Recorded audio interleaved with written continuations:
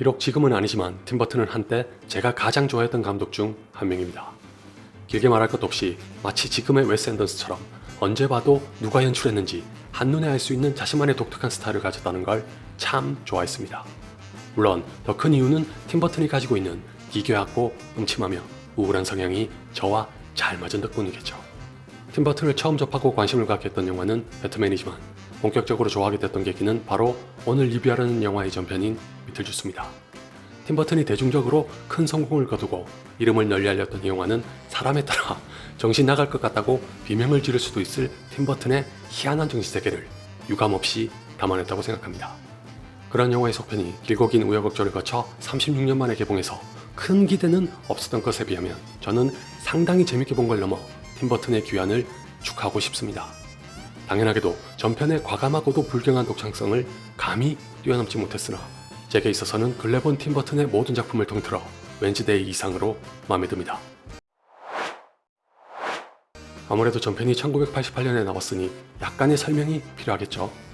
혹시 못 보신 분들께서도 계실 거고 설사 보셨더라도 기억에서 까맣게 지워졌다고 한들 전혀 이상하지 않을 만큼의 세월이 흘렀으니까 줄거리만이라도 간단하게 말씀드릴게요. 비틀주스는 한적한 마을에 크고 경치 좋은 집에서 살고 있는 신혼부부를 소개하면서 시작하는데 과연 팀 버튼의 영화답게 채 10분이 지나기도 전에 이 부부는 안타까운 사고로 사망합니다.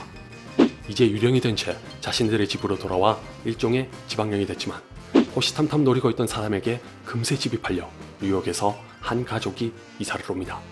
이것만으로도 심기가 불편했던 와중에 하필 삼류예술가였던 부인이 집을 마음대로 뜯어고치려고 하자 분노를 참지 못해 이 가족을 쫓아내기로 결심합니다.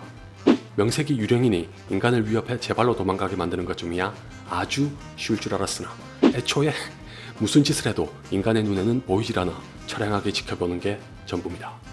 이때 비틀주스라고 하는 유령의 존재를 알게 돼 그에게 도움을 청하면서 난장판이 벌어지는 한편 이사온 부부의 딸인 리디아는 유령을 볼 수 있는 능력을 가지고 있어 신혼부부 유령과 친해집니다.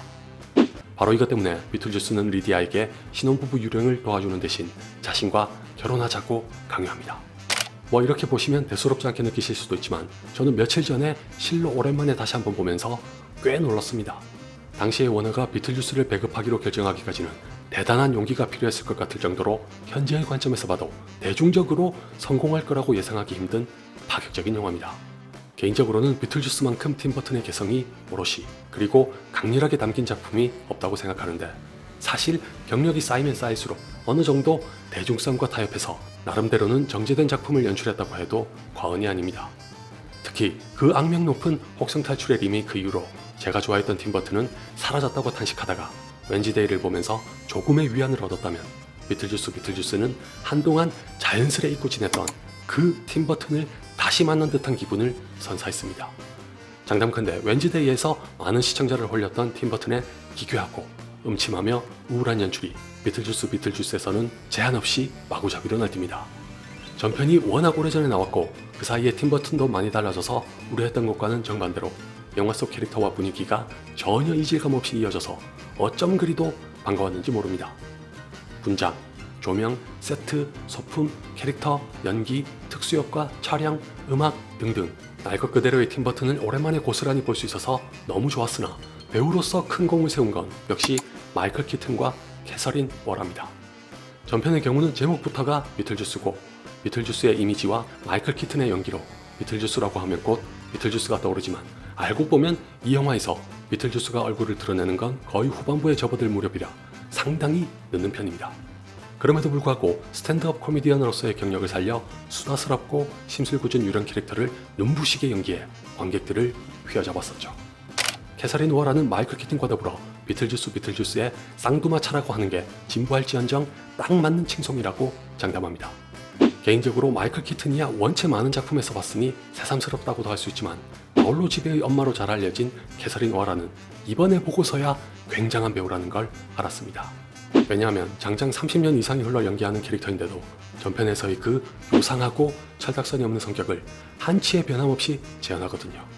전편과 속편에 모두 등장하는 3명의 배우 중 2명이 이렇게 훌륭한 연기력을 보여준 덕분에 비틀주스가 갖는 속편으로서의 색깔이 더 공고해집니다. 나머지 한 명인 위노나 라이더는 별로였냐고요? 글쎄요, 꼭 그렇다는 뜻은 아닙니다. 위노나 라이더가 연기한 리디아는 셋 중 유일하게 세월이 흐른 만큼 전편과는 달라진 모습으로 등장합니다. 지금은 유령을 볼 수 있는 능력으로 영매가 돼 TV 프로그램을 진행하는데 그 사이에 결혼까지 해서 아스트리드라는 딸을 얻었습니다. 그렇다고 행복한 삶을 살고 있는 건 아니라 안타깝게도 남편은 사고로 사망했고 딸과의 사이도 소원해 평소에 연락도 주고받지 않는 형편입니다. 설상가상 이젠 아버지마저 돌아가셨다는 소식을 듣고 장례식을 치르기 위해 예전의 집으로 돌아왔더니 리디아가 어렸을 때 강제로 결혼을 요구하다가 실패했던 비틀주스가 다시 나타나면서 평온했던 일상에 금이 갑니다. 이 와중에 아스트리드도 사후세계에 휘말려 두 모녀가 함께 해야만 하는 모험이 펼쳐집니다. 전편을 보신 분들이라면 아시다시피 원래 리디아는 꽤 독특한 캐릭터입니다. 화장부터 의상까지 반항심으로 가득한 고스족을 떠올리게 하거나 중2병 내지는 우울증을 앓고 있는 10대 소녀로 나와 눈에 확 띄는 역할이었죠.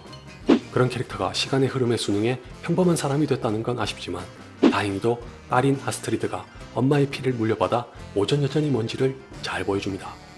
게다가 공교롭게도 아스트리드를 연기한 제나 오르테가는 웬즈데이를 연기하면서 고스룩을 선보였던 적도 있습니다.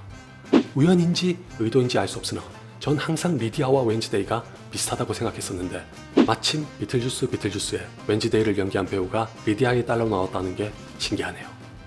이외에도 윌리엄 데포는 사후세계에서 벌어진 사건을 수사하는 경찰로, 모니카 벨루치는 비틀주스에게 복수하려고 혈안이 된 전 부인으로 나와 화려한 캐스팅을 자랑합니다만 가뜩이나 팀버튼의 스타일이 생소하신 관객분들께서는 이것 때문에 비틀주스에 대한 호불호가 더 심해질 수도 있습니다. 사실 그럴만도 한 게 이 영화에는 방금까지 말씀드린 6명의 캐릭터 외에도 작게는 2명, 많게는 4명을 더 추가해야 이야기의 진행이 가능합니다.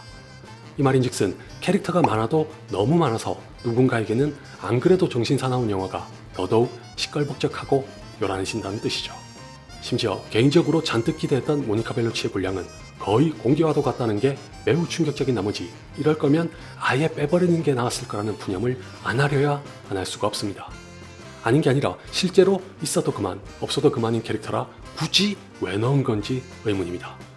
아울러 후반부에 다다르면 갑자기 속도를 높여 모든 사건이 다급하게 흘러가면서 충분한 과정 없이 얼렁뚱땅 해결한다는 인상을 주는 데다가 할리우드 영화 특유의 가족주의로 마무리한다는 것도 마이너스로 작용할 수 있다는 불안한 예감이 생겼습니다. 그럼에도 불구하고 최근에 여러 드라마를 보면서 캐릭터와 에피소드를 줄이는 게 훨씬 나았을 거라는 지적을 자주 했던 입장에서 약간의 변호를 하자면 비틀주스는 캐릭터가 많은 대신에 모두 자신의 역할을 하긴 합니다.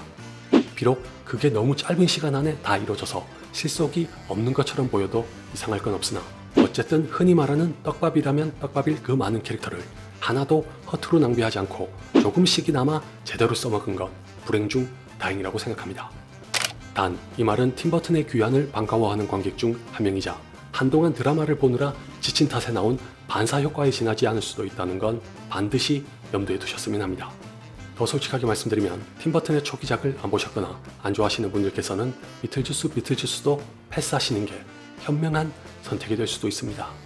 늘 그렇듯이 어디까지나 제 사견일 뿐이란 걸 잊지 마시고요.